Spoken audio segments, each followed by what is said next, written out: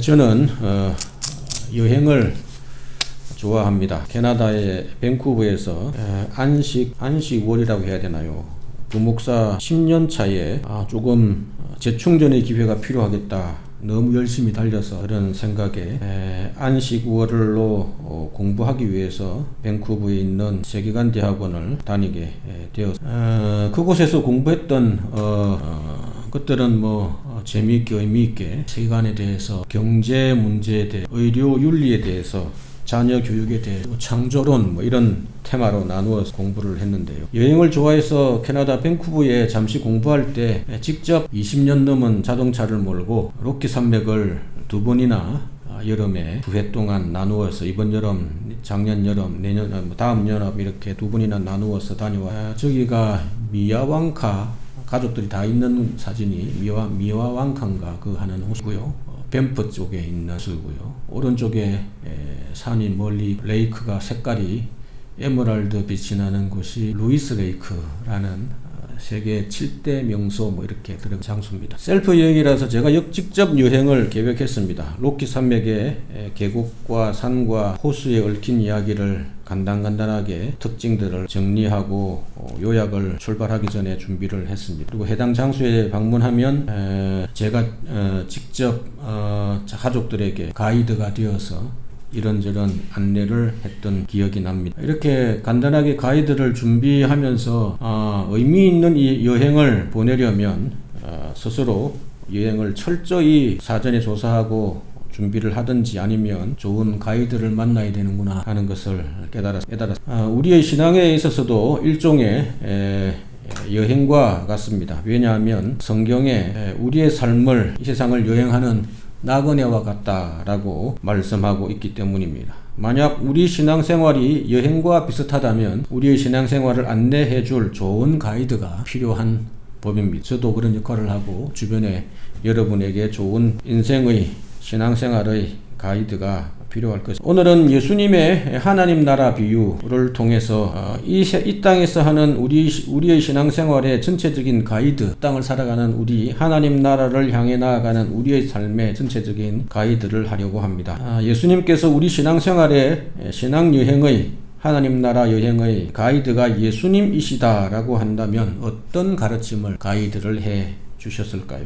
오늘 메시지는 하나님 나라 여행의 시작과 그 과정과 끝에 대한 여행 가이드, 하나님의 여행의 전체를 다 안내해 줄 수는 없지만 시작과 중간과 마지막 끝이 어떠하다. 그러니 포기하지 말고 더욱 열심을 내라 라는 가이드 안내침이라 할 수 있습니다. 우리의 신앙은 어떻게 시작하여 어떤 과정을 거쳐 어떻게 끝나게 되는 것을, 첫째로 하나님 나라 여행의 시작은 참 볼품없이 미약할 수 있습니다. 오늘 말씀의 앞부분은 두 비유로 시작을 합니다. 겨자씨 비유와 누룩 비유입니다. 이 두 비유는 떨어져 있는 다른 비유가 아니라 모두 같은 내용을 담고 있는 비유입니다. 하나님 나라에 대한 비유인데, 하나님 나라의 시작은 다른 사람이 인정해주지도 않는 미약하고 작게 시작되지만 그 나중 결말은 엄청난 영향력으로 나타나게 될 것이다 라는 비유입니다. 근데 예수님은 왜 하나님 나라를 겨자씨와 누룩 같다고 하셨을까요? 겨자씨와 누룩이 눈에 보이지도 않을 만큼 작지만 성장하면 엄청난 크기로 부풀어지고 성장하기 때문입니다. 저게 손가락 위에 올려져 있는 겨자씨 하나. 사실 저게 이제 겨자씨, 예수님 당시에 저게 저걸까라는 것도 좀 학자들 사이에 논란이 있습니다. 저것보다도 담배씨라고 그러는데 저는 담배를 모르니까 담배씨가 저거의 3분의 1 정도 될 정도로 납작하고 있다 그러는데 그거 비슷한 크기의 씨다. 어쨌든 작은 거는 마찬가지니까. 이와 같이 하나님 나라의 여행의 시작, 믿음의 시작은 마치 이와 같다. 이렇게 볼품없이 시작하지만 다른 사람이 놀랄 정도로 엄청난 영향력을 미치게 된다 하는 것이 마찬가지입니다. 복음의 씨앗은 세상 사람들이 보기에 참 볼품없다. 예수 왜 믿냐? 하나님 나라 있기나 하냐? 이렇게 생각을 합니다. 평범한 한 사람이 예수를 믿든지 말든지 아무 관심이 세상은 사실 없습니다. 또 처음 믿기 시작한 사람에게는 큰 변화도 당장에 변화가 없는 것 같이 여겨집니다. 예수 믿기 전이나 믿기 시작한 직후나 크게 그 사람의 인생에 영향력이 없는 것처럼 여겨지기도 합니다. 이처럼 예수 믿는 것이 하나님 나라의 신앙, 하나님 나라의 여행을 시작하는 것도 마찬가지입니다. 밀가루 서마리 150명 정도 먹을 수 있는 한 말, 두 말 서마리 정도 먹을 수 있는 곳에 누룩을 조금 넣었는데 이게 몇 배로 불어나는 것과 비슷합니다. 겉으로 보기에는 예수 믿는 것이 하나님 나라의 여행을 시작하겠다 결심하는 것이 아무 변화가 사실은 없는 내용들입니다. 물론 어떤 사람은 예수 믿고 변하여 간증도 하고 이런 기적 같은 일들이 있었다라고 말하기도 합니다. 그러나 그건 여러 케이스 중에 극히 드문 케이스, 사도 바울 같은 사람이 다 그렇지는 않기 때문입니다. 일반적으로는 예수 믿어도 그렇게 큰 변화가 없습니다. 그러나 시간이 지나면서 복음은 하나님 나라의 복음의 씨앗, 믿음은 사람을 변화시키기 시작합니다. 왜 그렇습니까? 그 안에 생명이 있기 때문입니다. 그럼 우리는 구원받았냐라고 질문할 것이 아니라, 예수 믿는 사람들 중에 구원받았냐라고 질문할 것이 아니라 성장하고 있습니까? 라고 질문을 해야 합니다. 예수 믿은 이후에 뭔가 새로운 모습으로 자라가고 있습니까? 라고 물어보는 것이 있습니다. 왜냐하면 처음 믿음은 볼품없이 초라할 것이기 때문입니다. 그러나 아무리 초라한 믿음이라 할지라도 조금씩 시간이 지나면 변화되어지고 성장하게 되어 있다 하는 것이 오늘 비유의 중요한 내용입니다. 바로 이것이 하나님 나라 여행의 가이드이신 예수님께서 하나님의 나라의 여행은 시작은 이렇단다 라고 말씀하신 첫 번째 가이드의 설명입니다. 겨자씨와 같은 누룩과 같은 복음의 생명은 아무리 처음에는 미약하고 부족하고 연약하지만 반드시 성장하게 되어 있다라는 말씀입니다. 이와 같은 하나님 나라 여행의 특징은 오늘 우리에게 두 가지를 시사합니다. 먼저는 우리의 믿음의 시작도 미약해서 어떤 때는 우리 믿음이 있는지 없는지 가물가물하고 확신도 없고 잘 알아채지 못할 수 있다 하는 것입니다. 그러니 내 믿음이 어떤가 부족한가 염려되고 걱정되고 확신이 떨어지더라도 그게 하나님 나라의 복음에 뿌려진 씨앗의 중요한 특징 중에 하나다 라는 별반 차이가 없습니다. 이게 진짜 믿는 건지 없는 건지 잘 모릅니다. 그 다음 교훈은 믿기로 결심하고 여행을 시작한 사람이라고 한다면 조금씩 성장이 반드시 있게 되어 있다라는 사실입니다. 오늘 비유의 예로 들면 복음의 씨앗이 뿌려졌다면 물도 주고 기름도 주고 풀도 뽑아주고 잘 가꾸어줄 필요는 있다 하는 뜻과 마찬가지입니다. 여러분 어떻습니까? 하나님 나라의 여행을 시작했는지 안 했는지 제대로 믿고 있는지 안 믿은 것인지 헷갈릴 정도로 나의 믿음이 미약해 보이고 부족해 보이고 믿음도 아닌 것처럼 보일 수도 있다 하는 것입니다. 그래서 어떤 분들은 내가 내 결심으로 교회를 다니고 있는지 아니면 가족을 따라서 교회를 다니는 것인지 분간도 잘 안 될 정도일 수 있습니다. 처음에는 그만큼 미약하다라는 뜻입니다. 그러나 잘 한번 생각해 보십시오. 정말 복음의 마음이 열리지 않으면 결코 이 자리에 함께 앉아 있을 수가 없습니다. 친한 친구에게 아무리 이야기해도 복음을 믿지 않고 하나님의 존재를 인정하지 않으면 이 자리에 나오는 것이 쉬운 일이 아니다 라는 것입니다. 그러니 아무리 나의 믿음이 부족해 보여도 여기 함께 있다는 사실만으로 하나님 나라의 여행은 이미 내가 인정하지 않고 내가 확실하다고 확신하지 못한다 할지라도 하나님은 우리의 미약한 믿음을 인정해 주신다 하는 것이. 그러니 하나님 나라의 복음의 씨앗이 내 마음에 뿌려진 건 분명하구나 하는 것을 인정하시는 여러분 되시기를 소망합니다. 그럼 하나님 나라 여행을 시작하셨다면 이제 어떻게 해야 합니까? 성장을 지향해야 합니다. 믿음의 씨앗이 진짜 뿌려졌고 그 씨앗이 살아있다면 성장하기 마련이고 변화되기 마련입니다. 조금씩 자기 믿음을 가꾸어야 한다 그런 말씀입니다. 믿음을 가꾸는 방법이 뭡니까? 전통적으로 제일 확실하게 알려진 방법이 말씀과 기도입니다. 이 두 가지를 잘 섞어 놓은 것이 공동체 전체의 입장에선 주일 예배이고요. 개인에겐 말씀 묵상과 기도 이것들을 합해서 큐티라고 할 수 있습니다. 목사님들이 왜 그렇게 주일 예배를 강조하시는지 아십니까? 공적인 주일 예배는 기독교가 2000년 동안 사라지지 않고 생존할 수 있었던 존재 양식입니다. 기독교가 어떻게 살아남느냐? 예배 때문. 공적인 예배, 주일 예배 때문이. 그래서 예배가 어떻다 저떻다 말은 많이 할 수 있지만 이건 예수님 오실 때까지 포기할 수 없는, 교회가 존재하려고 한다면, 이 땅에 발을 디디고 있다고 한다면 예배를 포기할 수 없습니다. 그래서 이건 하나님 나라의 여행을 시작한 모든 사람에게 기본입니다. 그래서 강조하는 것이, 그게 주일 성수 이렇게 해서 율법적으로 지키는 것이 아니라 그것이 우리가 살아가는 생명을 유지하는, 존재할 수 있는 양식이기 때문에 말하지 않을 수가 없는 것입니다.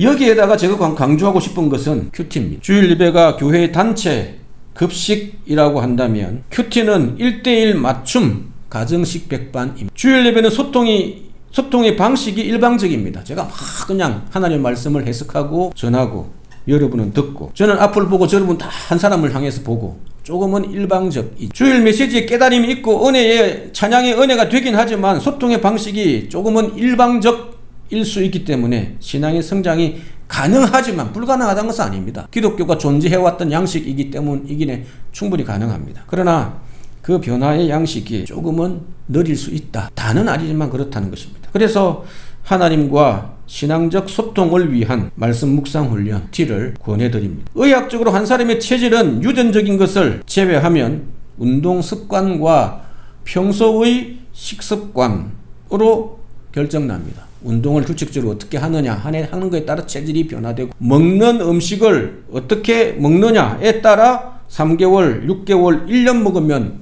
우리 체질이 100% 새롭게 바뀐다고 합니다.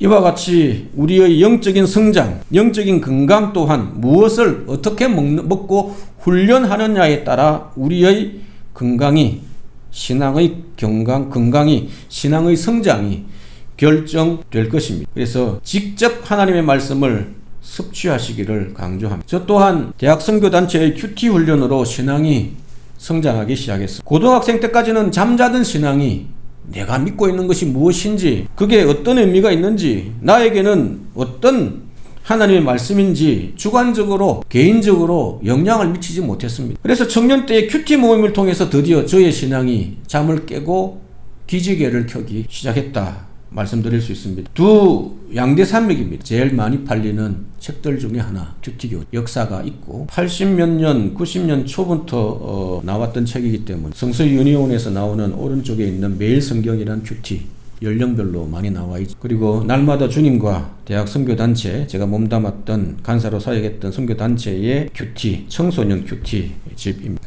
그래서 저는 하나님 나라 여행을 시작한 여러분들에게 하나님의 말씀으로 영적인 식사를 규칙적으로 하시기를 권합니다. 이게 여러분의 신앙의 수준과 성장과 체질을, 건강을 결정하게 될. 저는 가끔 의사가 여러분들에게 365일 따라다니면서 체크하고 확인하고 식사하고 먹이고 입히고 재우고 훈련시키고 약 먹이고 하지 않습니다. 보통 때는 여러분이 직접 약을 먹고 운동하고 식사해야 합니다. 여러분이 아프면 24시간 병원에 입원시켜서 간호사와 의사가 챙기는 것은 특별한 경우입니다. 그게 어떻게 보면 다르게 이야기하면 신방도 가고 상담도 하고 자주 만나고 격려하고 이런 것들일 수 있겠고, 평소에는 여러분의 신앙의 건강은 직접 해야 합니다.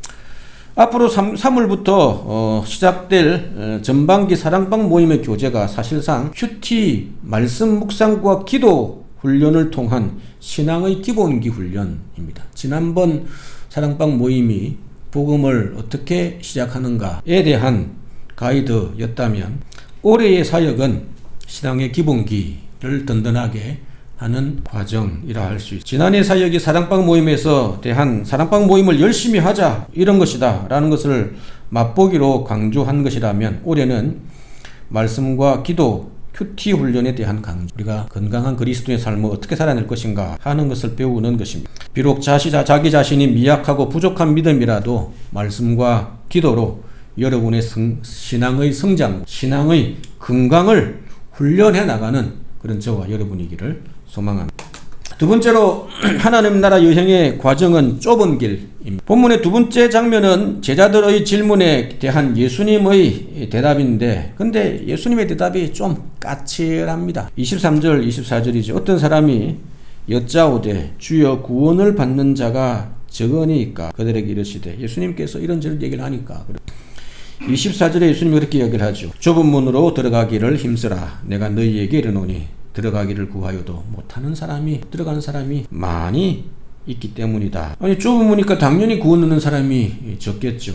그런데도 알면서 예수님은 왜 이런 말씀을 하셨습니까? 그 이유가 뒤에 나오고, 못 들어가는 사람도, 자기가 들어간다고 착각하고 있지만 못 들어가는 사람도 있을 수 있기 때문입니다. 그러니 하나님 나라에 들어가기 위해 열심히 노력하라 라고 말씀했습니다. 좁은 문으로 들어가기를 힘쓰라 라는. 지금까지 우리는 예수님을 믿기만 하면 구원받는다고 배웠습니다.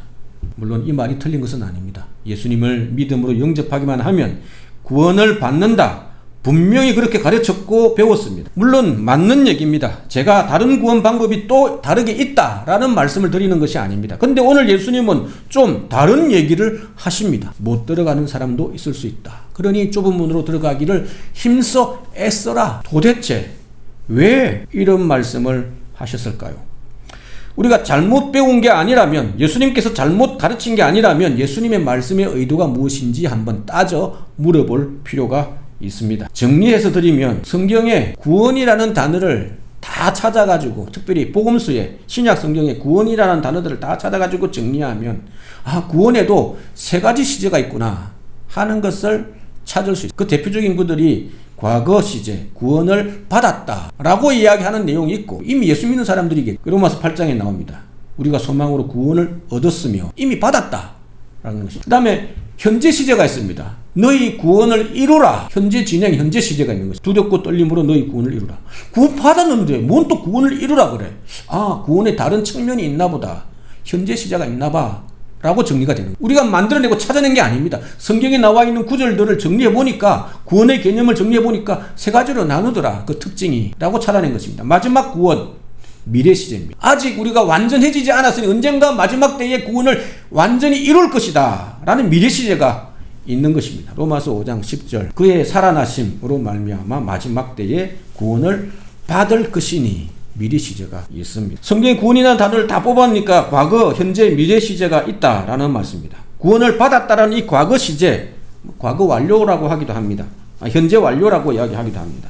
이거는 우리가 잘 아는, 들어봤던 단어로 칭의, 회심, 거듭남이라는 구원입니다. 그런 별명을 갖고 있는 구원의 개념. 구원을 받는다, 받고 있다, 구원을 이루어 간다라는 현재 시제는, 현재 진행 시제나 현재 시제는 구원의 과정인 성화라는 구원을 이야기합니다. 그리고 구원을 받을 것이다, 언젠가 미래에 구원을 받을 것이다 라는 미래 시제는 구원의 완성인 영화라는 구원을 이야기합니다. 이런 걸 따지고 연구하는 분야를 신학이라 하고요. 그 분야 중에 하나를 구원론이라고 하는 거예요. 그러면 오늘 본문에서 예수님께서 좁은 문으로 들어가기를 힘써라, 천국에 들어가기를, 좁은 문이니 들어가기를 힘써라 라는 구원은 구원의 어떤 시제일까요? 구원의 현재 시제입니다. 그러니까 예수님이 딴 말을 한 게 아니라 이미 구원 받았다 하는 사람도 열심히 이 땅에서 열심히 성화되기 위해 애쓸 필요는 있다 라는 뜻입니다. 이렇게 설명하면 오늘 예수님의 말씀이 이해가 됩니다. 우리는 오직 은혜로 구원받고 은혜로 믿음으로 구원받습니다. 그건 과거 시제입니다. 그러나 우리 구원이 아직 완성되지 않았기 때문에 이 땅에서 살아가는 하나님의 나라의 여정을 걸어가는 신앙인들에게, 성도들에게 요청되는 자세가 있는데, 그것이 뭐냐? 열심을 다해 우리 구원을 이루어 가야 한다. 값없이 우리에게 구원을 주신 우리의 구원을 합당하게 이루어 가야 한다 하는 것입니다. 그래서 현재의 구원, 성화를 이야기. 이 성화는 우리와 하나님이 함께하는 협동 작업이라고 알려져 있습니다. 애쓰며 노력하는 좁은 길, 십자가의 길이기 때문입니다. 이게 하나님 나라 여행의 가이드이신 예수님께서 우리에게 알려주시는 이 땅에서 하나님 나라 여행을 어떻게 해가야 하는가? 두 번째 가이드가 제시하시는 두 번째 자세. 잘 한번 생각해 보십시오. 이 세상에서 공짜로 주어지는 것이 있습니까? 없습니다. 귀하고 귀한 것일수록 대가를 혹독히 치러야 합니다. 눈물과 땀을 흘려야 우리 손에 몇 푼 돈이 주어집니다. 다른 사람보다 더 열심히 성실히 치밀하게 밤새워서 공부해야 성적이 나옵니다. 신앙의 여행도 마찬가지입니다. 교회를 쉽게 다니려고 하지 마. 예수님께서 말씀하셨습니다. 내가 십자가의 은혜로 구원 얻게 하였지만 너희가 이 땅에서 성화되어져 가는 구원을 살아내려면 좁은 문으로 가야 한다. 십자가의 길이다. 라고 나를 따르려면, 이 땅에서 구원받은 자로 살아내려면 십자가의 길을 가야 한다. 라고 말씀하고 있기 때문입니다. 학생으로서, 직장인으로서, 가족으로서, 그리스도인으로서 우리는 이 땅에서 눈물과 땀과 성실과 지혜와 실력을 다해 좁은 문으로 들어가야. 그런데 예수님은 좁은 길을 가는 우리를 혼자 내버려 두시지 않습니다. 정말 좋은 여행 가이드, 또 다른 보혜사를 보내어 우리와 함께 하시겠다라고 말씀하시며 이렇게 말씀하셨습니다. 나는 마음이 온유하고 겸손한 가이드이니, 조금 바꾸었습니다. 나의 멍에를 지고 내게 배우라. 그리하면 너희 이 땅을 걸어가는 너희 마음이 고난이 없다라는 뜻이 아닙니다. 너희 마음이 쉼을 얻으리니, 마음은 한결 가벼워질 것이다. 내 멍에를 메고 내 멍에는 쉽고 내 짐은 가볍기 때문이다 라고 말씀하십니다. 이처럼 예수님은 우리의 짐을 나눠지겠다라고 하시는데, 여러분은 이 세상을 살면서 혹시 혼자 내 모든 짐을 다 지려고 하시는 것은 아닙니까? 예수님 괜찮습니다. 제가 다 알아서 하겠습니다. 라고 이야기하는 것은 아닙니까? 이 땅에서 하나님이 우리와 함께 하시는 방식은 마치 자동차의 자율주행과 비슷한 면이 있습니다. 아직 완전하지 않죠. 사고도 나고 테슬라 사고가 났다 말았다 이런 얘기를 하긴 하는데, 종종 현재의 자율주행은 완벽하지 않아 운전자의 도움이 필요합니다. 그러나 전지전능하신 하나님, 예수님은 100% 안전하고 완전하시기 때문에 자율주행을 온전히 맡길 수 있습니다. 보통 때는 운전에 잘 개입하지 않습니다. 우리의 결정, 우리의 실력, 우리의 경험을 믿고 자유롭게 운전하라 라고 이야기합니다. 그러나 세상에 풍파가 닥치고 위협한 상황이 발생했을 때 하나님의 전지전능한 자율주행은 우리에게 개입하여 우리를 안전한 목적지로 보호하여 인도하십니다. 그러나 우리가 느끼기에는 내가 직접 핸들을 돌리고, 왜냐하면 내 핸들을 내가 놓지 않기 때문입니다. 너무나 전지전능한 자율주행이기 때문에 하나님이 개입하고 있는지, 하나님의 터치를, 하나님의 개입을 느끼지 못할 때도 훨씬 많다 하는 것입니다. 너무나 완벽한 자율주행이기 때문입니다. 그래서 상황이 진정되고 지나간 시간을 되돌아보면, 하나님께서 그때 이런 상황 속에서 누구를 만나게 하시고 어떻게 도우셨구나 하는 것을 깨닫고 감사하기도 하는. 그런데 교회 다니는 많은 성도님들이 교회는 다니지만 우리 삶의 운전대를 예수님께 맡기지 신뢰하지 않는 것 같아. 자기가 가고 싶은 넓고 편한 길을 가려고. 넓고 편한 길은 예수 믿는 신자에게 없습니다. 예수 잘 믿으려면 세상에서 성공하지 못할 것 같고, 예수의 제자가 되려면 맹신도가 되어야 할 것 같고, 그러나 실제로 열심을 내어보고 제자가 되기 위해 열심히 훈련하면, 이것처럼 진짜 제대로 된 경쟁력이 없구나 하는 것을 알게 됩니다. 그러나 전지전능한 자율주행으로 우리를 인도하실 하나님께 우리의 인생의 핸들을 하나님께 맡기는 길만이 우리의 유일한 살 길임을 명심하시기를 바랍니다. 여러분이 생각하는 대로 예수를 믿지 마시고, 오늘 본문에 하나님 나라 여행의 가이드이신 예수님의 가르침대로 좁은 문으로, 좁은 길로 참된 제자의 길을 주님과 동행하시는 그런 저와 여러분이기를 소망합니다. 마지막 세 번째로, 하나님 나라 여행의 끝은 어떻습니까? 나중된 자가 먼저 되고, 먼저 된 자들 중에 나중될 자도 있다. 다가 아닙니다. 모든 나중된 사람이 먼저 된다가 아니라 그런 사람이 있을 수 있다는 말씀. 우리의 여행 가이드이신 예수님은 하나님 나라 여행의 마지막이 어떠한지 소개합니다. 29절 30. 사람들이 동서남북으로부터 와서 하나님 나라 잔치에 참여하리. 나중된 자로서 먼저 될 자도 있고, 먼저 된 자들 중에서 나중될 자도 있느니라. 사람들이 동서남북에서 온다는 건 무엇입니까? 하나님의 나라의 경계는 민족을 허물고 모든 민족이 예수님을 믿게 될 것이다 라는 말씀. 그럼 나중된 자가 먼저 되고, 먼저 된 자 중에서 나중된 자도 있을 수 있다 라는 말씀은 무엇입니까? 하나님의 나라는 우리의 평가 기준과 세상의 평가 기준에 약한 자가 부족한 자가 인정받는 하나님의 나라일 수 있다라는 말씀입니다.